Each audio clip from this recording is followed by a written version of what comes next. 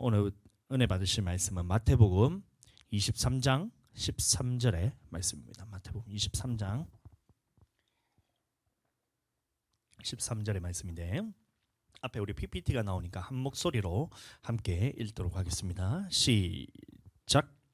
화 있을진저 외식하는 서기관과 바리새인들이여, 너희는 천국 문의 사람들 앞에서 닫고 너희도 들어가지 않고 들어가려 하는 자도 들어가지 못하게 하는도다. 아멘. 우리 한 목소리 한 말씀 더 읽도록 하겠습니다. 마태복음 23장 33절의 말씀 다 같이 한 목소리로 읽겠습니다. 시작. 뱀들아, 독사의 새끼들아, 너희가 어떻게 지옥의 판결을 피하겠느냐. 아멘. 자, 그래서 오늘은 이 외식하지 않는 자가 천국에 들어간다는 이 말씀을 가지고 함께 나눌 텐데, 방금 보신 말씀처럼 마태복음 23장 33절에 보시면 뱀들아, 독사의 새끼들아, 너희가 어떻게 지옥 판결을 피하겠느냐 이런 말씀이 나오고 있어요. 그러면 이 말씀도 결국에는 이제 천국과 관련된 말씀입니다. 천국과 관련된 말씀인데, 이 뱀들아 독사의 새끼들아라고 말한 이 대상이 누구였냐면 바로 이 바리새인들과 서기관들이에요. 이 마태복음 23장에는 이 바리새인들과 서기관들을 향하여 이 외식하는 서기관들과 바리새인들이여, 화 있을진저 외식하는 서기관과 바리새인들이여, 이런 말씀이 총 7번이 나오거든요. 여러분, 우리 하나님의 말씀을 볼 때 보면 예를 들어서 진실로 진실로 내가 너에게 이르노니 이러면서 할 때 진실로가 2번 들어가면 이야 정말 하나님께서 저렇게 강조하신 말씀이다 이러면서 사람들이 펄펄 뛰어요. 그다음에 3번 나온다 하면 이야 이거는 하나님께서 강조를 돼가지고 이러면서 막 호들갑에 떨기 시작합니다. 물론 모든 하나님의 말씀이 중요하지만 그렇게 3번 강조가 됐다 이렇게 되면 사람들이 눈을 번쩍 뜨면서 야 말씀에서 하나님께서 3번이나 강조하셨네 이러면서 막 이렇게 쳐다보거든요. 근데 오늘 보시면 화 있을진저 외식하는 서기관들과 바리새인들이여, 이런 말씀이 총 7번이 나오고 있어요. 한 장에. 자, 한번 찾아보겠습니다. 먼저 13절과 15절에 똑같이 나옵니다. 화 있을진저 외식하는 서기관들과 바리새인들이여. 따라해 보겠습니다. 시작. 화 있을진저 외식하는 서기관들과 바리새인들이여. 그다음에 16절에는 어떻게 나오냐면 화 있을진저 눈먼 인도자여, 이렇게 얘기하는데 똑같은 말입니다. 눈 멀었다는 것은 뭐냐면 이제 외식했다는 말과 똑같아요. 눈이 멀어서 외식했다. 그다음에 인도자라는 말이 이 서기관과 바리새인들을 의미하기 때문에 화 있을진저 눈먼 인도자여, 이것도 똑같은 말이에요. 그다음에 자, 몇 장? 23절, 25절, 27절, 29절도 마찬가지로 똑같이 화 있을진저 외식하는 서기관들과 바리새인들이요. 한번 따라해 보겠습니다. 화 있을진저 외식하는 서기관들과 바리새인들이요. 예, 이렇게 7번이나 강조를 하고 있어요. 그러면 이 성경 안에서 굉장히 이 외식하는 부분에 대해서, 특히 서기관과 바리새인들이 외식하는 이 부분에 대해서 하나님께서 아주 중요하게 강조하고 있다는 이 메시지를 우리에게 주고 있는 겁니다. 자, 그러면 이 서기관과 바리새인들이 누구인가에 대해서 우리가 알아야 되는데, 마태복음 23장 2절의 말씀을 한번 보겠습니다. 시작.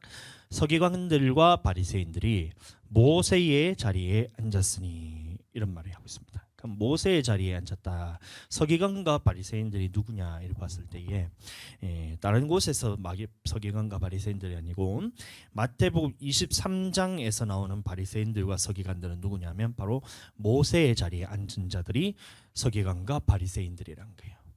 자, 그러면 모세의 자리에 앉았다라는 말이 뭐냐, 이것에 대해서 성경에 찾아봐야 되는데 신명기 18장 18절에 나옵니다. 네가 그들의 형제 중에서 너와 같은 선지자 하나를 그들을 위하여 일으키고 내 말을 그 입에 두리니 내가 그에게 명령하는 것을 그가 무리에게 다 말하리라, 이렇게 말하고 있습니다. 그래서 신명기 18장 18절에서 보시면 내가 그들의 형제 중에서 너와 같은 선지자 때 이 너가 누구냐면 바로 모세였던 거예요. 이 모세와 같은 선지자 하나를 그들을 위하여 일으키고 난 다음에 그 다음에 어떻게 하냐면 내 말을 그 입에 두리니, 다시 말하면 하나님께서 하나님의 말을 누구에게 주었냐면 이 모세와 같이, 그리고 선지자와 같은 사람들에게 하나님의 말을 그 입에 두었다는 거예요. 그리고 내가 그에게 명령하는 것을 그가 무리에게 다 말하리라. 그래서 이 백성들에게 하나님의 말씀을 그대로 전하는 역할을 했던 것이 바로 선지자였던 겁니다. 오늘 아침에 이 미미 자매님이 저한테 카톡이 왔어요. 뭐냐면 이제 포항 가가지고 오늘은 이제 우리 교회에서 예배를 못 드리고 어머니와 함께 이제 예배를 드린다 했는데, 이 두 번째 카톡의 내용이 정말 참 오늘 어떻게 말씀의 내용에 대해서 제가 먼저 얘기한 것도 아닌데 이렇게 얘기했는지 모르겠어요. 뭐라고 왔냐면, 감사합니다. 오늘 이 예배도 성령님이 목사님의 입술에 기름 부음이 있으셔서 그 말씀에 힘이 있길 기도합니다. 이렇게 얘기해요. 야, 하나님께서 성령께서 내 입에 말씀을 두셨다는 이 말씀을 문자에서 카톡으로 다 보내신 거예요. 야, 그래서 제가 드는 생각에 오늘 하신 말씀이 정말 하나님께서 강권적으로 나에게 하신 말씀인 게 내가 또 알아지잖아요. 그래서 모세와 같은 모세의 자리에 앉았다, 이 말은 뭐냐면 이 하나님께서 세운 선지자의 역할을 이 바리새인들과 선지자들이 그 서기관들이 그것을 그 일을 했다는 거예요. 어떤 일이냐면 하나님께서 주신 말씀을 받아서 이것을 백성들에게 전하는 역할을 했던 것이 바로 서기관들과 바리새인들이었다는 거예요. 자, 사도행전 7장 37, 38절의 말씀도 보겠습니다. 이스라엘 자손에 대하여 하나님이 너희 형제 가운데서 나와 같은 선지자를 세우리라 하던 자가 곧 이 모세라. 그래서 이 선지자, 나와 같은 선지자가 바로 누구였냐면 모세였던 겁니다. 모세가 어떤 일을 했었냐면 시내 산에서 말하는 그 천사와 우리 조상들과 함께 광야 교회에 있었고, 다시 말하면 교회에 있었다는 겁니다. 광야에 있을 때에 하나님의 말씀이 선포될 때에 오늘날로 말하면 그것은 교회와 같다는 겁니다. 교회에서 어떤 일을 했었냐면 또 살아있는 말씀을 받아서 우리에게 주던 자가 이 사람이라. 다시 말하면 모세가 무슨 일을 했었냐면 구약의 이스라엘 백성들이 출애굽하고 난 다음에 광야 생활을 할 때에 그 광야 생활하는 그 가운데서 하나님의 말씀을 받아서 살아있는 말씀을 받아서 주던 역할을 했던 자가 바로 이 모세였다는 거예요. 이와 같이 서기관과 바리새인들도 마찬가지로 모세의 자리에 앉았다라는 말은 뭐냐면 이 하나님의 선지자들과 같이 하나님께로부터 살아있는 말씀을 받아서 이 백성들에게 선포하는 역할을 했던 것이 바로 서기관들과 바리새인들의 역할이라는 거예요. 오늘날 우리도 마찬가지로 교회 안에서 광야교회란 말이 나오기 때문에 광야교회, 다시 말하면 교회 안에서 하나님의 살아있는 말씀을 받아서 성도들에게 전하는 역할을 하는 이 주의 종, 다시 말하면 담임 목사의 역할을 했던 것이 바로 서기관과 바리새인들이었다는 겁니다. 자, 그런데 이 서기관과 바리새인들이 어떻게 했었냐면 예수님께서 책망하신 거예요. 화 있을진저 외식하는 서기관들과 바리새인들이여, 회칠한 무덤 같으니 겉으로는 아름답게 보이나. 보니까 겉모습은 아름다웠다는 거예요. 하는 행동이나 아니면 이런 부분들에 대해서 겉으로는 사람에게 보이는 외적인 부분에 대해서는 아름답게 보이는데 그 속에는 무엇이냐면 죽은 사람의 뼈와 모든 더러운 것이 가득하도다. 속에는 더러운 것들이 가득했다는 겁니다. 이와 같이 너희도, 여기서 너희도 누구냐면 서기관과 바리새인들을 의미하는 거예요. 겉으로는 사람에게 옳게 보이되 안으로는 외식과 불법이 가득하도다. 그렇게 해서 예수님께서 이 바리새인과 서기관들을 보실 때 책망했는데 그 책망의 내용이 뭐였냐면 외식하는 것 때문에 이 바리새인들과 서기관들을 책망을 했다는 거예요. 외식이라는 말이 뭐냐면 이 겉으로는 사람에게 옳게 보이려고 하는데 속으로는 뭐냐면 이 외식하는 것과 불법이 더러운 것들이 가득한 이 모습을 보고 예수님이 이 바리새인과 서기관들을 책망을 했다는 겁니다. 자, 그러면 우리는 이 말씀을 듣고 난 다음에 어떻게 생각해야 되냐면 보통 많은 사람들이 보시면 이 봐라, 이 구약에서도 하나님께서는 이 백성의 지도자들이 타락하는 것에 대해서 책망을 했다. 백성들은 이 백성의 지도자들이 이제 타락했는 것 때문에 이번 피해자이기 때문에 그 백성들은 구원하시고 이 하나님 앞에서 세우심 받은 지도자들은 하나님께서 심판하셨다. 이렇게 생각하는 거예요. 그리고 오늘 바리새인들도 마찬가지로 이 백성들 앞에서 말씀을 선포하는 이 지도자들에 대해서 하나님의 선지자 역할을 하는 이 서기관과 바리새인들에 대해서 책망을 했지, 자 자기들에 대해서는 하나님께서 책망한 것이 아니다.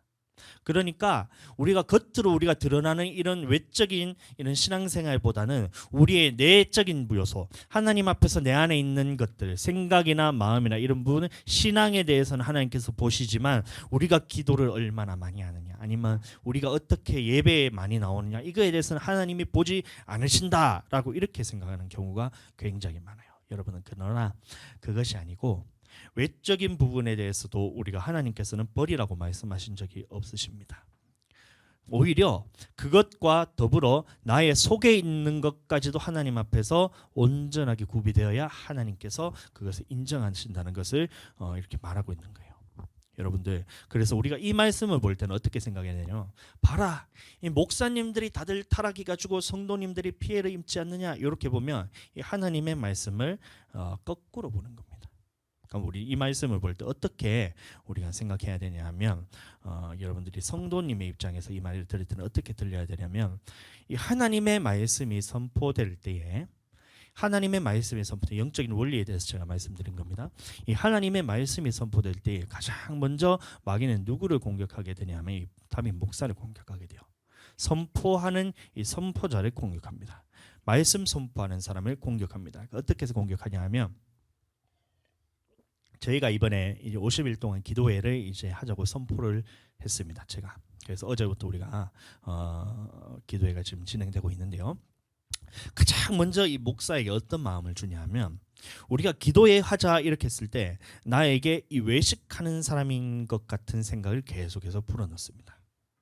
왜냐하면 내가 이거 외식을 하는 것이 아닌가? 하나님 앞에서 우리가 기도회 하자 했는데 내가 다른 성도보다 더 많이 기도하는 것이 이것이 보이기 위해서 하는 것 아닌가라는 이런 외식하는 마음을 내 안에 싹 불어넣어요. 그러면서 이 기도하는 이유와 기도하는 목적에 대해서 이제 잃게 만드는 겁니다. 마치 기도하는 시간에만 급급해서 그것을 채우는데 급급한 것처럼 생각을 집어넣는데, 이게 누가 주는 것이냐 하면 바로 마귀가 주는 거예요. 여러분들, 그럴 때는 어떻게 되냐면 우리는 무시하고 이 기도의 자리에 나와서 기도를 해야 돼요. 여러분들 마찬가지입니다. 우리가 기도하는 자고 이렇게 선포했을 때에 여러분들 마음에 내가 기도를 다른 사람보다 많이 해야 되겠다라는 생각을 여러분들이 주는 것은, 그것은 성령께서 주시는 거예요. 근데 그와 동시에 무슨 생각을 주냐면, 이것은 마귀가 주는 생각인데, 네가 남들보다 기도하는 것이 남들한테 잘 보이기 위해서 기도하는 거 아니야라는 이 생각을 집어넣어요. 기도 많이 해야 되겠다는 생각이 집었는데, 그거는 성령께서 주시는데, 이것과 동시에 기도 많이 하는 것이 다른 사람에게 보이기 위해서 하는 거 아니야라는 이 생각을 딱 집어넣습니다. 그게 누가 아니냐면 마귀가 아니신데, 여러분들은 그것을 철저하게 무시하고 기도 자리에 나오는 것이 바로 승리하는 거예요. 자, 왜 그러냐면, 자, 제가 아까도 말했다시피 말씀을 선포할 때 가장 먼저 누구를 공격하냐면 저를 공격해요. 제가 느꼈던 그 기도할 때 어제도 봤을 때 제가 이제 시간을 채웠어요. 시간 몇 시간을 줬냐면 새벽에도 기도하고 아침에도 기도하고 오후에도 기도 이렇게 하면서 3시간을 제가 기도를 했어요. 그러면 제가 봤을 때에 성도들은 1시간 기도할 때에, 사모님은 몇 시간 기도할 때 나는 3시간이나 기도했네. 남들보다 더 많이 하는 것은 사실입니다. 그리고 이것은 제가 그 사람들에게 보이기 위해서 하는 것 아니냐라는 이 생각이 마귀가 저를 계속해서 사로잡으러 가는 것을 제가 봤어요. 그런데 그때 저는 어떻게 했냐면, 나는 기도의 목적과 이유에 대해서는 제가 잃지 않고, 우리가 이 기도하는 기도회를 하는 목적이 제가 기도 시간 채우기 위해서 하는 것이 아니라 말씀드렸습니다. 어떻게 말씀드렸냐면, 하나님께서 우리와 함께 하시는 그것을 경험을 하고, 이 마귀의 권세에 대해서 깨뜨린 것을 우리가 경험하고, 이 기도를 통하여서 우리가 하나님 앞에서 체질 자체가 기도하는 습관으로 바뀌는 것, 그 다음에 이런 모든 하나님께서 주시는 이 기적과 같은 일들, 다시 말하면 하나님으로부터는 은사, 감사부터 시작해서 모든 일들을, 이 기적과 같은 일들을 우리가 일상이 되게 하자. 귀신 쫓아내는 것도 그것이 일상이 되어야 되고, 치유하는 것도 일상이 되어야 되고, 영혼이 와서 변화되어서 하나님 나라로 들어갈 수 있는 그런 존재 자체가 변화되는 것도 기적과 같은 일인데, 이것이 우리가 일상이 되게 하자라는 생각을 가지고 제가 그것을 감당하고 기도를 한 거였어요. 생각에 대해서는 마귀는 그럼에도 불구하고, 자, 네가 담임 목사라서 남들보다 기도를 덜하면 쪽팔리니까 네가 기도하는 거 아니야? 네가 기도 시간 남들보다 더 채우려고 기도하는 거 아니야? 라는 생각을 마귀가 계속해서 불어넣죠. 그것에 대해서는 무시하고 기도의 자리 나오면 그것은 이기는 것입니다. 그러니까 얼마나 제가 그거에 대해서 감사한지 몰라요.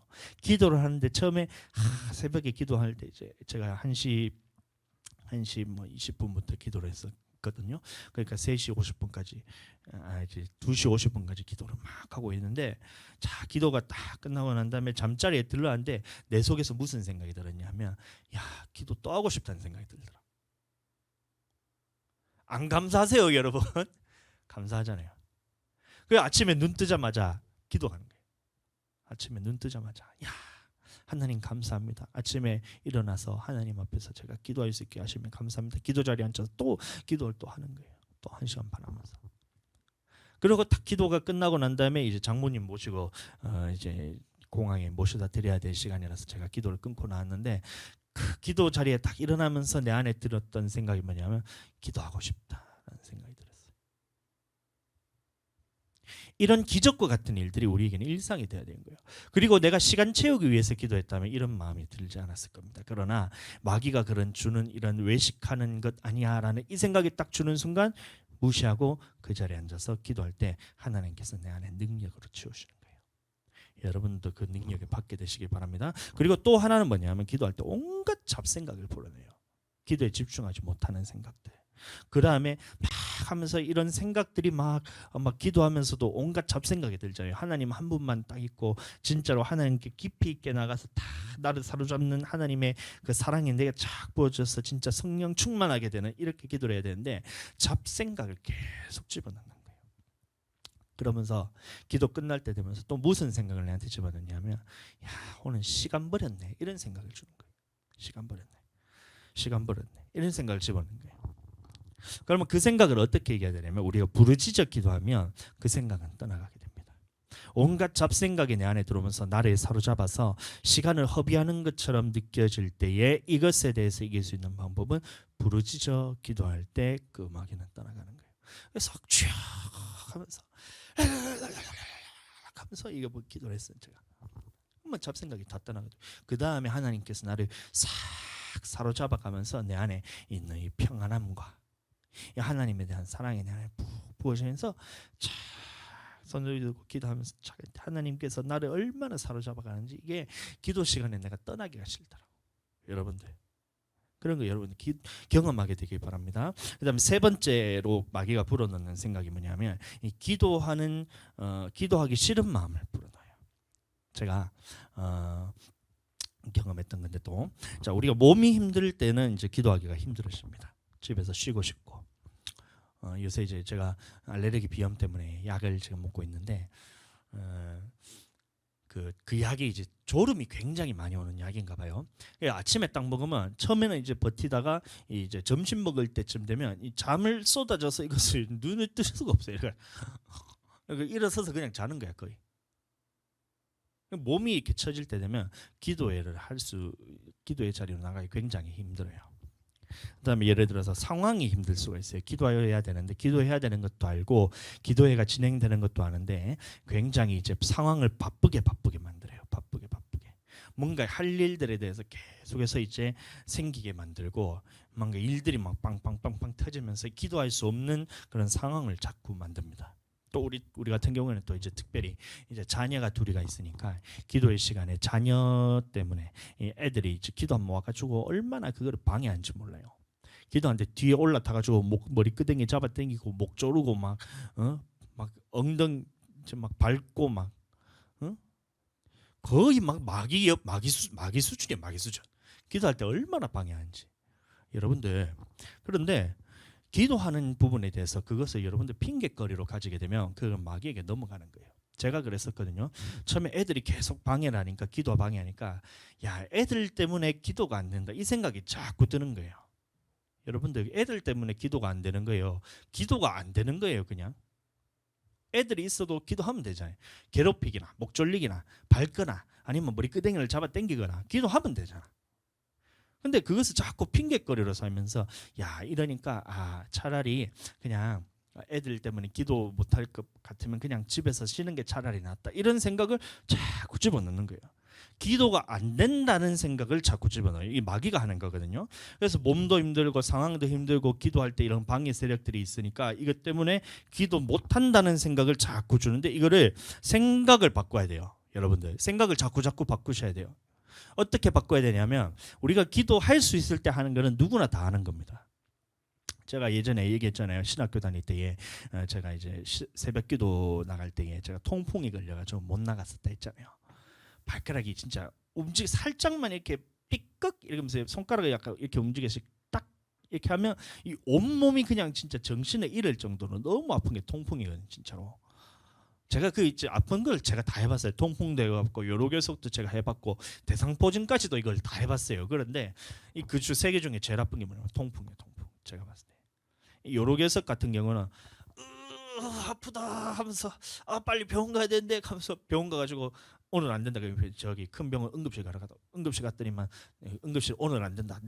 내일도 안 되고 모레까지 이게 진통제를 맞으면서 버티면서 그때 대한 수술을 할 수 있다는 거예요. 수술하고 이거 쇠석할 수 있다 하더라고요. 그래서 3일을 버티는데 이 진통제를 하니까 이게 그래서 조금 이제 마음이 편해져서 잠이라도 잘 수 있어요. 그 대상포진은 제가 겪어봤는데 뒤에서 누가 자꾸 칼을 내 살을 자꾸 찔러요. 이렇게 2초마다 한 번씩 이러면서 3초마다 한 번씩 이러면서 칼로 내 등을 찔러요. 이러면서. 근데 이거는 견딜만 해요. 정신이 온전해. 이제 통풍 딱 걸리잖아요. 그러면 그때는 그 아무 이성의 사고가 끊어져. 근데 이 아무런 생각도 안 들고 그냥 빨리 죽여줬으면 좋겠다는 생각이 들어. 어디까지 생각이 드냐면 빨리 발가락 잘라내고 싶다는 생각이 드는 거야. 이상의 사고가 끊어져요. 그게 통풍인데 그때 새벽 기도 시간에 통풍이 걸려가지고 있었는데 사모님한테 얘기했었지만 여보 사모 그때는 사모님이 이제 여보가 아니고 진주씨 하면서 이게 우리 새벽 기도 가야 되는데 저는 통풍이라서 일어나지도 못하고 너무 힘들다 이러니까 그때 사모님이 단호하게 얘기했던 게 뭐냐면 가서 기도했으면 나서라더라고. 최고의 사모님이 진짜 영혼 사는 게 더 중요한 거예요.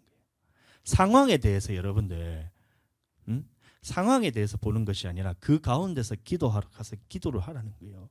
아프면 그냥 아픈 대로 가서 아프면 그냥 집에 있어서 아프고 교회 가서도 아프고 기도의 자리 가서도 아프면 기도의 자리 가서 아프면 되잖아. 이건 거야. 진짜 얼마나 지혜로운지 몰라요. 그래서 이제 발에 질질 끌면서 이렇게 같이 이렇게 해가지고 새벽기도 걸어가는데 좀 걸립니다. 보통은 한 5분만 하면 가는데 거의 한 15분, 20분 이렇게 발에 질질 끌고 갔어요. 근데 이제 가고 있으니까 뒤에서 이제 누가 하냐면 신인철 관장님 얼마나 웃긴지 몰라. 신인철 관장님이 얼굴이 이래가지고 이렇게 오더라고. 그 목사 제가 이제 관장님 보고 그 교수님이시거든요. 목사님이시다고 교수님 왜 그러세요? 니는 막 그러노? 저는 이게 통풍 걸려가지고 지금 걷기가 너무 힘들어. 그러면 그 기숙사 좀 쉬고 있지. 그러면 왜 내려오냐면서요. 그래. 어차피 아픈 거지 기숙사 있어도 아프고 이제 강당 가서도 아픈데 그냥 강당 가서 아프게 이거 기도해야 된다고 막 해서 이렇게 내려갔지. 지인철 관장님이 요 얼굴에 대상포진이 걸려가지고 서로 이제 환자가 돼가지고 아파가지고 얼마나 교수님이 스트레스가 많으셨으면 그런 내려가는데 그런 경험이 있었거든요. 상황 때문에 제가 기도를 못했다. 대상포진 때문에 기도를 못했다. 우리 아이들이 방해를 해서 기도를 못했다. 여러분도 한번 생각해 보세요. 정말 그것 때문에 기도를 못한 거예요? 여러분들 내가 일이 바빠서 지금 기도할 시간이 없다. 여러분들 그게 정말 그것 때문에 기도할 시간이 없는 거예요? 기도하기 싫은 마음이 마귀가 불어넣는 겁니다.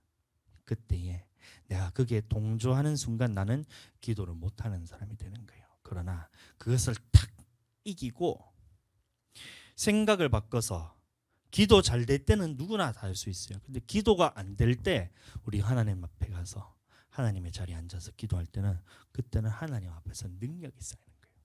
기회란 거예요. 상황이 우리가 힘들지 않고 기도할 수 있는 상황일 때, 우리가 이제 옆에서 애들이 우리가 괴롭히지 않고 그래 기도의 자리에 왔을 때 우리가 마음 놓고 기도할 수 있을 때, 그때 기도하는 것은 누구나 다 하는 겁니다. 그런데 도저히 내가 할 수 없을 때, 도저히 우리가 기도할 상황이 아닐 때, 우리가 도저히 누가 봐도 저것은 어떻게 저렇게 해서 기도를 할 수 있어? 애들이 저렇게 목 조르고 머리끄댕이 잡아당기고 눈알 막 파고 막 발가락 밟고 막 등에서 막 점프하고 막 사람은 거의 막 반쯤 이제 왜요? 이게 진짜로 하는 거라니까, 애들이 우리를 기도할 때. 근데 그것 때문에 기도를 못 한다 하면 여러분들 기도할 수 없어요. 근데 그 상황 가운데서 우리가 기도의 자리에서 기도를 하잖아요. 그 시간만큼 하나님께서 우리의 능력으로 쌓아 주십니다. 너는 네가 할 수 없을 때 하나님의 능력으로서 기도를 하구나. 그게 능력으로 쌓이는 거예요. 여러분들, 그러면 자, 이런 말씀을 제가 딱 선포를 하면 가장 먼저 마귀는 누구를 공격하냐면 다윗 목사를 공격하는 거예요. 자, 그래서 내 속에 계속해서 이 더러운 것들을 집어넣는 작업을 마귀가 합니다. 그때에 여러분들 어떻게 하면 저희를 위해서 기도해 줘야 됩니다.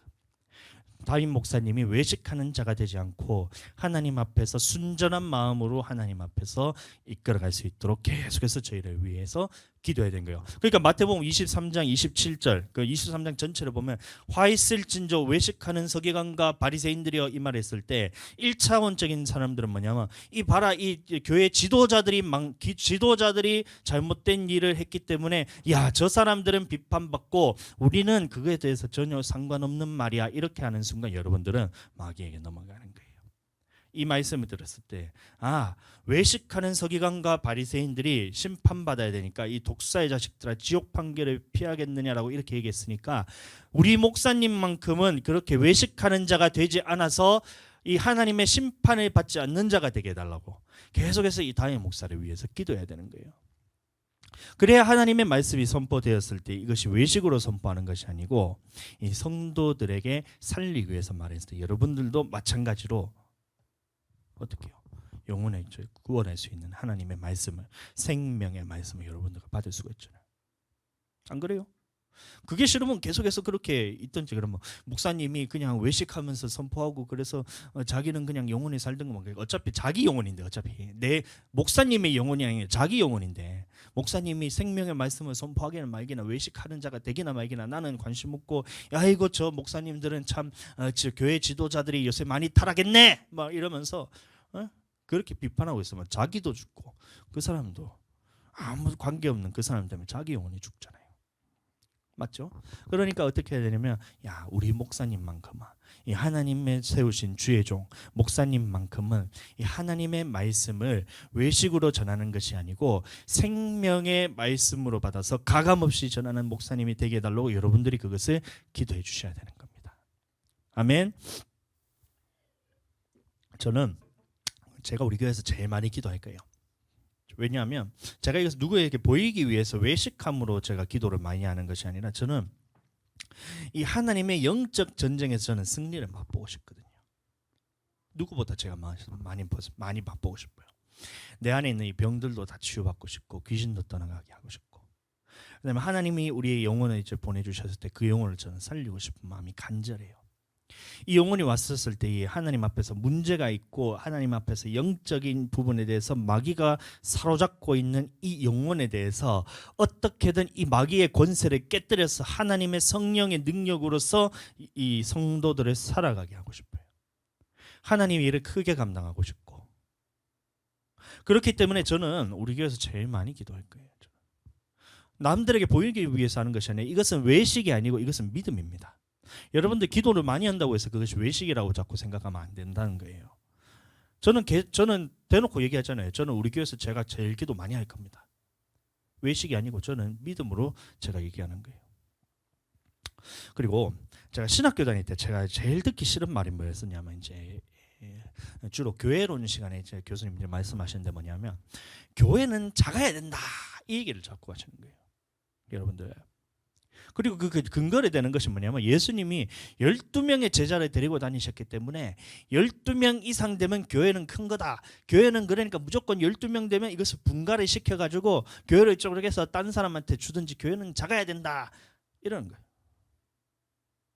야, 그 말을 듣는데 저는 머리가 너무 아픈 거예요. 왜 그러냐면 이 사람들이 그 중심에 자기가 무엇이 있냐면 이 욕심들이 다 차 있는 거예요, 여러분들. 그래서 12명 교회에서 쪼개는 거 그래 거기까지는 좋아요. 자기가 이제 목회를 그렇게 하고 있으면 뭐 그렇게 사는 거에 대해서 제가 뭐 터치하고 싶은 생각도 없고 자기 생각이니까 자기 그것 때문에 하나님한테 그렇게 은혜를 받았다면 전 그거에 대해서 저는 터치할 생각이 전혀 없는데 그 다음에 하는 말이 뭐냐면 계속해서 개척교회는 경제적으로 힘들다는 거예요. 개척교회라서 힘들죠. 저는 한 번도 힘든 적이 없거든요. 근데 말하는 것이 개척교회 힘든데 요새 개척하기 개척교회 힘들죠. 이런 분들 아니요. 저는 한 번도 힘들어 본 적이 없어요. 그럼 경제적으로 힘들죠. 개척교회라서 경제적으로 힘들다. 교회는 작아야 된다면서 개척교회라서 힘들대요. 성도들이 일할 성도가 없어서 힘들죠. 아니요. 저는 한 번도 힘들어 본 적이 없어요. 개척교회라서 힘든 것이 아니고 영혼을 살리는 부분에 대해서 제가 투자를 하고 있어요. 그게 힘들 여지가 없는 겁니다. 개척교회라서 사람이 안 찾아오고 막 개척교회라서 전도해서 소용이 없고 이러면서 자꾸 교회가 작아서 힘들다는 얘기를 하면서 교회는 작아야 된다는 거야. 야, 세상이 가면 갈수록 악해져 가지고 사람들이 마음이 점점 악해져 가지고 예전 같지 않다. 전도해도 소용이 없다. 그러면서 큰 교회가 작은 교회 성도들을 다 뺏어간다. 막 수평 이동이 지금 문제다 이러면서 자기가 교회는 작아야 된다 하면서 교회는 자꾸 작아야 된다면서 교회가 작아서 힘든 거를 자꾸 얘기하는 거야. 그러니까 제가 그걸 듣기가 싫더라고요. 그 교회론 시간에 제가 처음에는 학부 때는 제가 말도 안 했어요. 그럼 교수님 그렇게 생각하니까 교수님이 내 생각은 다르지만 점수 주는 교수님한테 제가 그 입맛을 맞춰서 제가 점수 답안을 잘 써냈어요. 그러니까 교수님 얼마나 좋아하는지 참.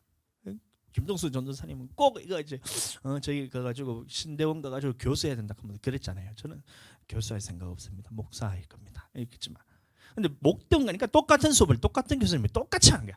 야, 그때는 제가 못 참겠더라고. 그게 어떻게 했냐면 교회가 작아야 된다는 것은 그것은 안 되는 거다면서 제가 논리를 쭉쭉쭉 설명했는 게 교회가 작아도 된다 하면 교회가 작아서 힘들지 않다라고 얘기하던가.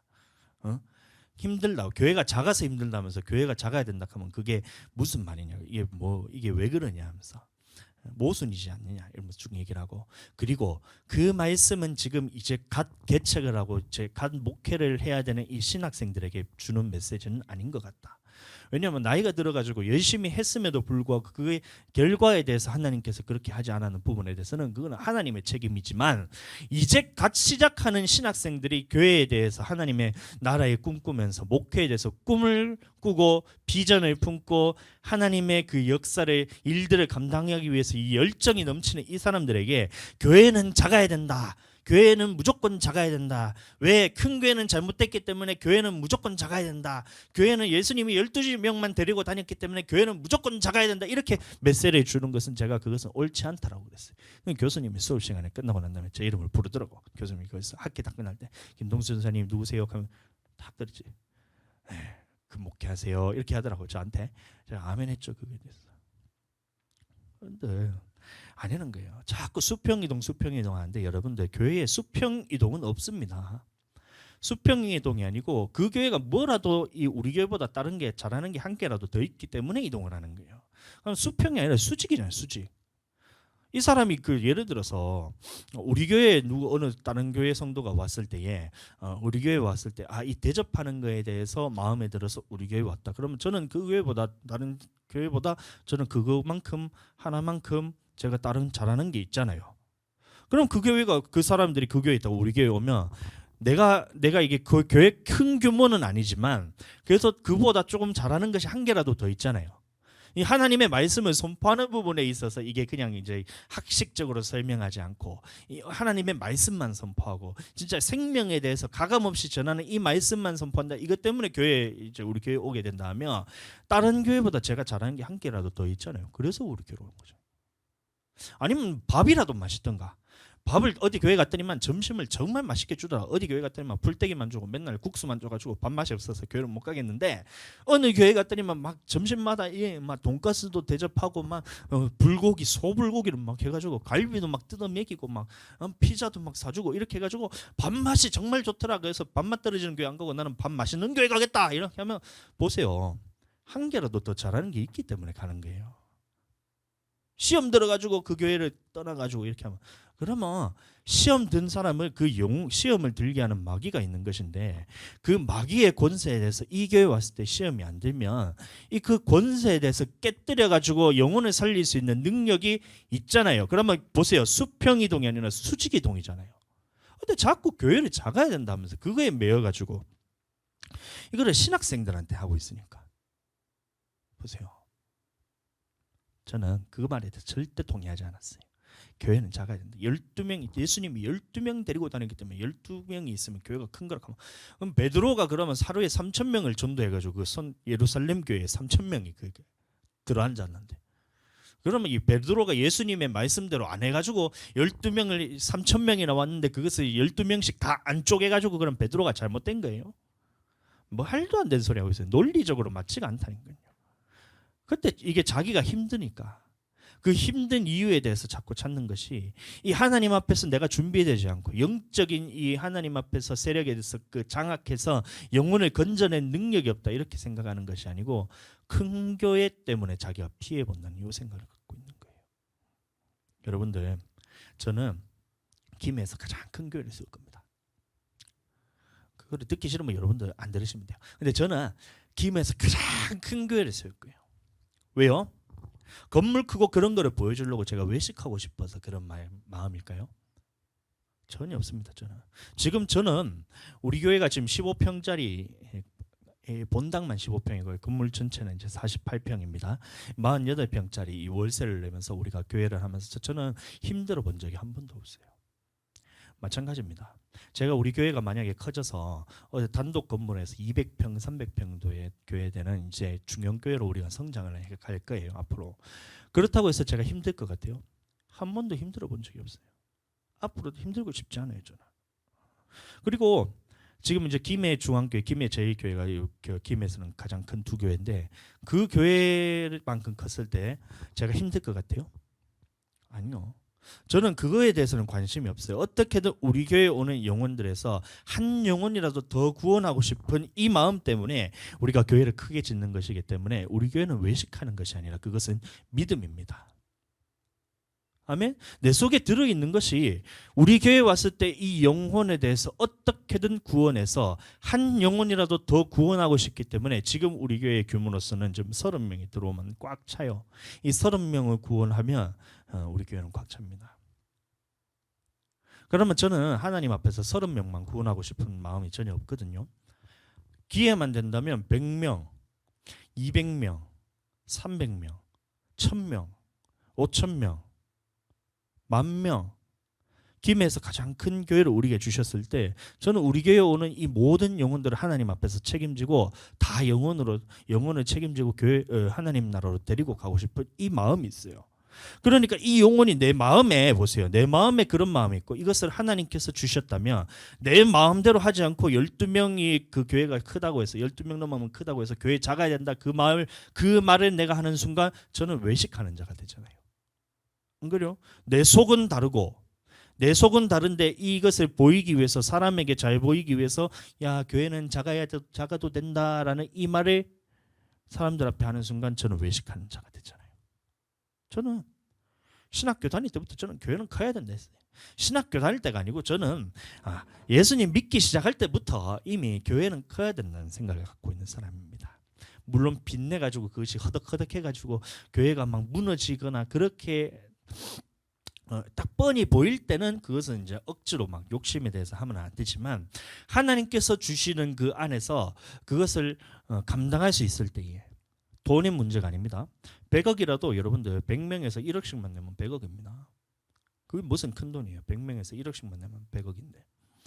그거에 대해서 감당한 게 아니고 하나님께서 주셨을 때에 그것을 이제 하나님 나라에서 물질이나 다른 부분의 영적이나 아니 이런 것들에 대해서 그것을 감당할 수 있을 때 하나님께서 늘리시는 거고, 그것에 대해서 우리에게 주셨을 때는 감사함으로 하나님 앞에서 세워가는 것이 그게 믿음이잖아요. 근데 왜 그걸 자꾸 작아야 된다는 거예요? 이게 외식이라는 겁니다. 저는 어떤 걸 꿈꾸고 있냐면, 여러분들, 우리가 평양에서 이제 대부흥이 일어났어요. 1907년에 장대현 교회로서부터 거기서 이제 장로님들부터 해서 목사님부터 해서 모든 거기에 참여했던 그 사람들이 하나님의 성령에 감동되고, 그다음에 하나님의 말씀에 감동되고, 죄에 대해서 자복하고 하나님 앞에서 그렇게 부흥의 운동이 일어나면서 그 복음이 이 대한민국 밑으로 남하하기 시작했습니다. 그래서 서울, 대전, 대구, 부산, 찍고 터닝 이렇게 해가지고 복음이 우리나라 전체를 이게 부흥의 물결이 위에서부터 남하하기 시작했어요. 근데 지금은 복음의 이제 불길이 거의 식어져가는 상태입니다.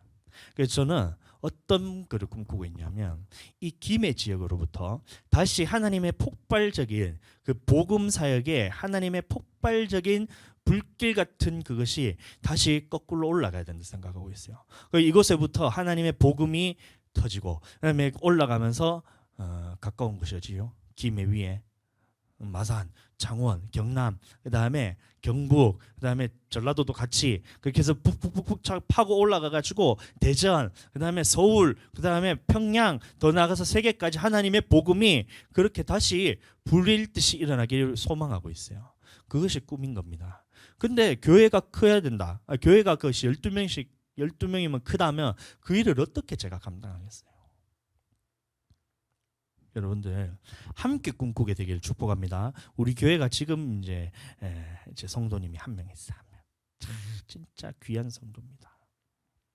근데 그렇다고 해서 제가 교회를 작아서 제가 건강한 교회다 이렇게 제가 말할 수 없는 겁니다.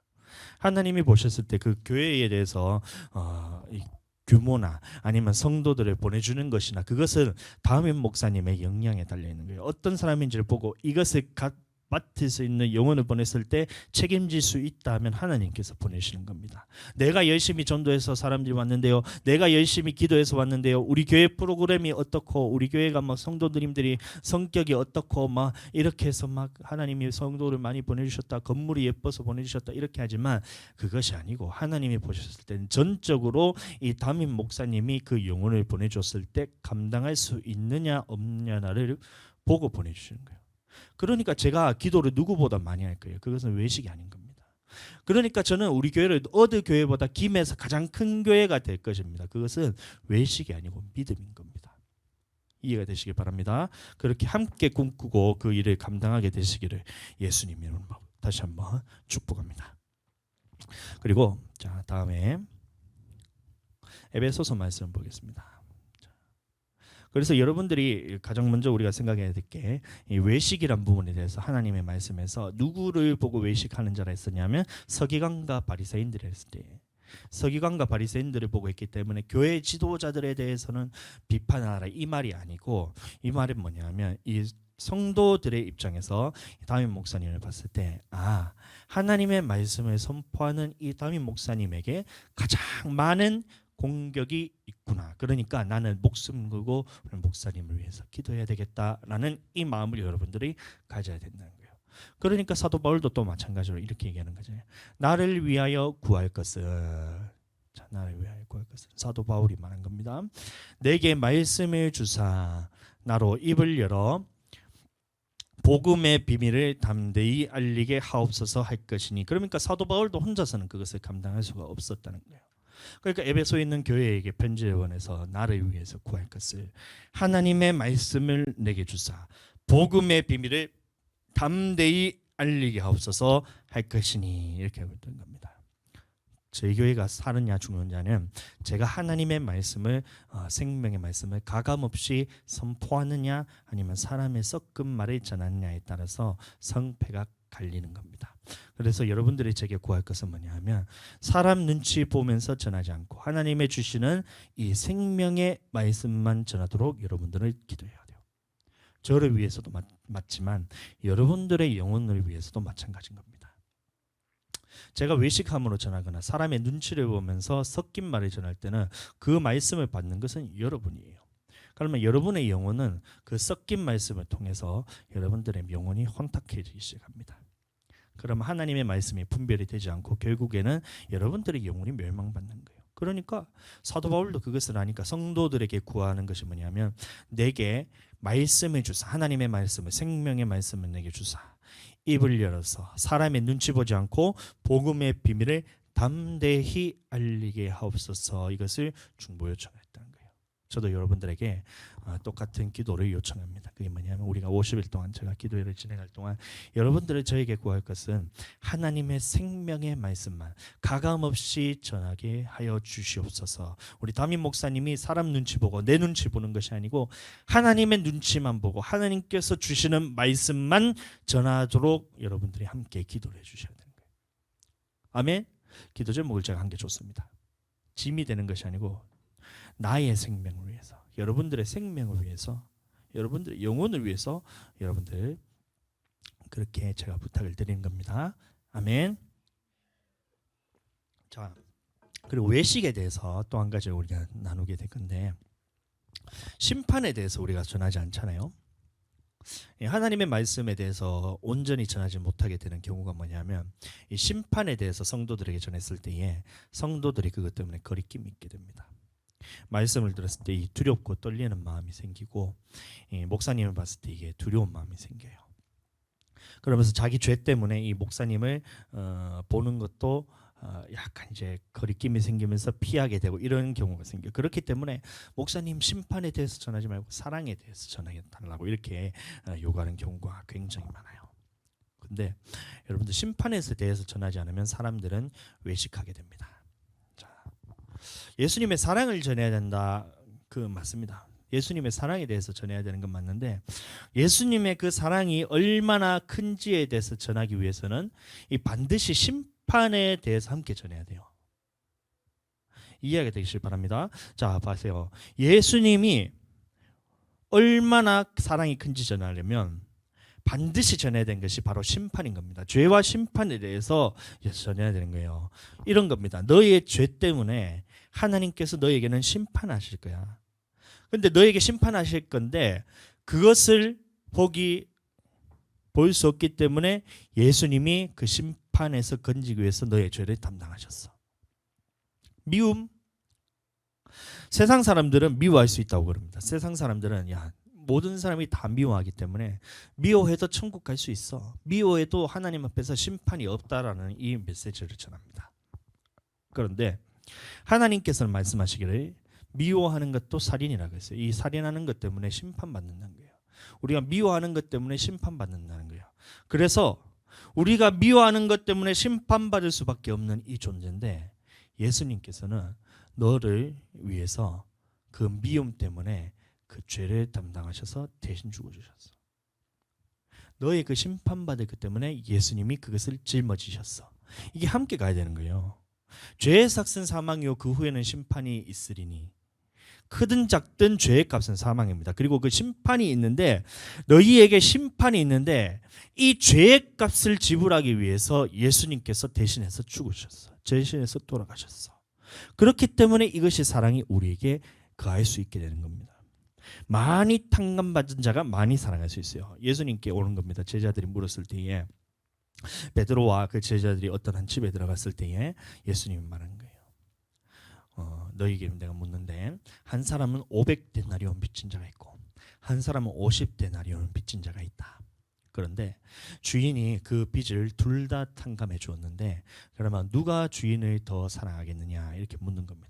그때 제자들이 말하기를 500데나리온 더 많이 빚진 자가 더 많이 사랑합니다. 이렇게 물었을 때 예수님이 너의 그 판단이 옳도다라고 얘기하시면서 베드로에게 너는 이 집에 들어올 때 나에게 발을 씻을 물조차도 주지 않았는데 이 여인은 내가 들어온 그때부터 해서 눈물로써 머릿결을 적시면서 예수님의 발을 계속 씻었다는 거예요.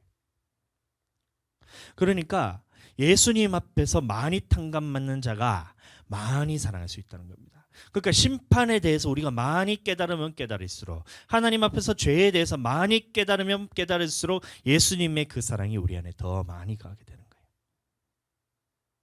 그래서 제가 매주 심판에 대한 설교에 대해서 거르지 않고 계속해서 심판에 대해서 설교해요. 천국은 어떤 자가 가느냐. 이것 때문에 너의 이 외식하는 것 때문에 네가 지옥 가가 아니고, 이 외식하는 것 때문에 우리가 지옥 갈 수밖에 없는 이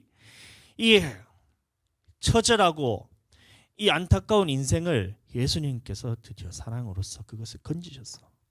외식하는 것 때문에 네가 멸망받으라는 것이 아니고, 이 외식하는 것 때문에 우리가 심판받을 수밖에 없는 존재였지만 예수님의 그 사랑으로 인해서 이 심판에서 건져주셨어.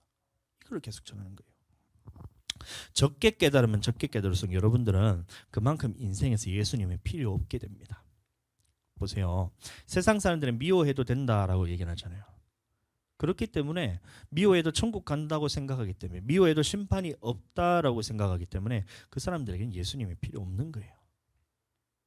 그 부분에서 예수님은 필요 없다니까요. 그런데 어떻게 예수님의 사랑이 그 안에 거할 수가 있어요? 다른 것도 마찬가지예요. 미워해도 천국 간다라고 생각하면 미워하라고 가르쳐야지. 안 그래요?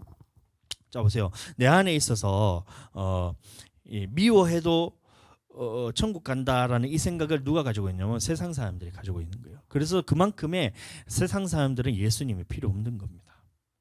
그런데 우리가 믿는 사람들이 세상 사람들처럼 미워해도 돼 이러는 순간 우리는 이 부분에 대해서 예수님은 필요 없다니까요. 나는 예수님에 대해서 나는 믿고 예수님의 사랑을 내가 알고 예수님을 사랑하면서 살아라고 하지만, 미워해도 돼라는 이것을 내가 세상 사람들의 그 가치관을 내가 딱 받아들이는 순간, 하나님과 다른 생각이 받아들이는 순간 나는 예수님이 내 인생에서 필요 없게 됩니다. 미움이란 부분에 대해서. 그런데 어떻게 그 예수님의 사랑이 알아져요? 예수님의 사랑이 알아지지도 않는데 나는 예수님의 사랑에, 이게 바로 외식입니다. 외식. 여러분들 미워해도 천국 간다고 생각하면 그러면 여러분들 미워하라고 가르쳐야죠. 근데 보세요. 말씀 선포할 때는 미워하지 말고 서로 사랑하라 가르치잖아요. 자기 안에는 미워해도 천국 간다라고 자기가 생각하고 있지만 말씀 선포할 때는 미워하지 말라 그러잖아요. 겉으로는 보이기 옳게 보이기 위해서 미워하라 하지 말라고 선포하지만 그 속에는 미워해도 된다라는 이 외식함으로 가르치잖아요. 그게 바리새인들과 서기관들이 했던 외식인 겁니다. 겉으로는 하나님의 생각과 다른 생각을 가지고 있지만 외적으로 내가 선포할 때는 미워하지 마세요, 서로 사랑하세요, 이렇게 가르쳤다는 거예요. 음욕을 품어도 천국 간다 생각하면 음욕을 품으라고 가르쳐야죠. 근데 자기는 음욕을 품어도 천국 간다고 생각하면서 겉으로 우리가 선포할 때는 하나님 앞에서 이 음행하지 말고, 가늠하는 것도 죄니까 우리가 하나님 앞에서 우리가 조심하면서 음행에 대해서는 우리가 이렇게 음욕을 품더라도 나중에 이게 혹시 하나님 앞에서 이게 간음으로 갈 수 있으니까 경각심을 가르쳐주기 위해서 우리에게 준 거니 우리는 음욕을 품는 거는 괜찮아요. 그런데 간음만 안 하면 됩니다. 이렇게 하면 음욕을 품으라 가르쳐야지. 자기 속에는 이 음욕이 가득해서 이 음욕이 가득한데 겉으로는 음욕을 품지 말라고 가르치잖아요. 겉으로는 옳게 보이는데 자기 속에는 그 더러운 것들이 가득하던 거예요. 여러분들 심판이 없다고 생각하면 네 마음대로 살아라 이렇게 가르쳐야죠. 안 그래요? 하나님의 심판이 없어요. 심판이 없다고 생각하면 여러분들 착하게 사세요, 하나님의 말씀대로 사세요, 이것은 다 외식이 되는 겁니다. 하나님의 심판이 없으면 네 맘대로 살아라 해야죠. 안 그래요? 하나님의 심판도 없는데, 보세요. 하나님의 심판이 없는데 하나님의 말씀대로 순종해야 됩니다. 자기 마음 안에는 하나님의 말씀대로 살지 않아도 심판이 없다고 생각하는데 하나님의 말씀대로 살아야 됩니다. 말은 겉으로는 외식하면서 사람에게 옳게 보이는데 자기 속에는 여전히 뭐가 있냐면 이 하나님의 말씀대로 살지 않아도 천국 간다라는 이 더러운 것들이 자기 마음속에 자리 잡고 있잖아요. 그러니까 이것이 외식이 된다는 겁니다. 심판에 대해서 얘기하지 않으면 모든 하나님의 말씀이 외식이 되는 거예요. 이해가 되셨죠? 그러니까 심판 없는 사랑 없고 사랑 없는 심판 없는 거예요. 다시 심판 없는 사랑 없고 사랑 없는 심판 없습니다. 동전의 양면과 같은 거예요. 우리가 심판에 대해서 죄에 대해서 많이 알면 알수록 이 예수님의 사랑이 내 안에 더 커지는 거예요. 예수님의 사랑이 얼마나 내 안에 더 커지냐 그걸 알면 알 수 있냐면 내가 얼마나 이 죄와 이 심판에 대해서 사함받았는지에 대해서 깨달으면 깨달을수록 예수님에 대한 사랑이 내 안에 계속해서 차는 겁니다. 율법주의라고요? 아니요. 우리는 이 작은 이 죄 때문에 하나님의 말씀하셨을 때 크든 작든 죄의 값은 사망이고 사망 이후에는 심판이 있어요. 이것에 대해서 내가 심판받을 존재인 나라에 대해서 예수님의 사랑으로서 내가 이것을 사함받았다는 것을 많이 알면 많이 알수록 우리는 그만큼 예수님의 사랑 안에서 거하게 됩니다. 마찬가지로 사랑 없는 심판이 없다 그랬습니다. 그것은 뭐냐 하면 예수님께서는 우리가 그런 짓을 그런 일을 죄를 지었음에도 불구하고 하나님께서는 심판하지 않으세요. 지금은 사랑으로서 끝까지 참으시는 겁니다. 언제까지 참으시냐? 예수님을 다시 만날 때까지는 계속해서 우리를 참고 또 참고 기다리는 거예요. 하루가 천년같이 천년이 하루같이. 어떤 이들이 더디다고 생각하는 것처럼 더디다고 생각하지 말라는 거예요. 이게 왜 그러냐면 하나님께서 우리를 향하여 참으시는 것 때문에 사랑이 그 사랑으로 인해서 참으시는 것이기 때문에 더딘 것이 아니라 마지막 때까지 너의 심판을 내가 미뤄놓겠다는 겁니다. 그런데 이 사랑에도 불구하고 끝까지 자기가 하나님의 이 심판에 대해서 뉘우치지 않게 된다면 그때는 하나님께서 심판하시는 거예요. 그러니까 사랑 안에도 계속해서 돌아와야 되는데 계속해서 하나님의 사랑으로 오래 참고 기다리실 때에 돌아와야 되는데 끝까지 자기가 고집으로서 버티면서 하나님의 말씀으로 돌아오지 않을 때는 심판이 있는 거예요. 그러니까 심판 없는 사랑 없고 사랑 없는 심판이 없다는 겁니다. 이해하게 되시길 예수님 축복합니다. 이 동전의 양면 같은 거예요. 항상 같이 가죠. 십자가 부활도 마찬가지예요. 십자가에 달리는 예수님이 달려서 돌아가셨다.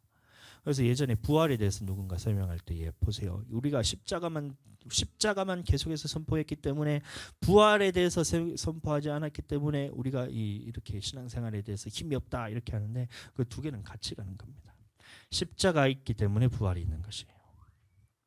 부활이 있기 때문에 예수님이 십자가로 달려서 돌아가심으로 해서 그 확실한 증거를 보여주셨다 했잖아요. 두 개는 항상 같이 가는 거예요. 부활하면서 십자가가 없다면 그것도 잘못된 거고 십자가 생각하면서 부활이 없다면 그것도 잘못된 거고 십자가 부활은 항상 같이 가는 거예요. 이것처럼 심판과 사랑도 항상 같이 가는 겁니다. 여러분들 이해하게 되시기를 예수님 이름으로 축복합니다. 자, 그래서 오늘 말씀을 보시면 외식하는 자는 하나님 나라에 들어갈 수 없습니다. 그래서 오늘 말씀 마저 읽고 말씀 마치도록 하겠습니다. 함께 읽도록 하겠습니다. 시작. 화 있을진저 외식하는 서기관들과 바리새인들이여 너희는 천국 문의 사람들 앞에서 닫고 너희도 들어가려 하지 않고 들어가려 하는 자도 들어가지 못하게 하는도다. 아멘. 오늘 외식에 대해서 함께 나누었습니다. 첫 번째는 이 외식을 했을 때 이 담임 목사에 대해서 가장 먼저 공격이 심하기 때문에 여러분들의 이 말씀을 가지고 목사님을 비판하라고 주신 말씀이 아니고 우리 목사님을 위해서 생명을 다해서 기도하라는 그 말씀으로 여러분들 받으시게 되기를 축복합니다.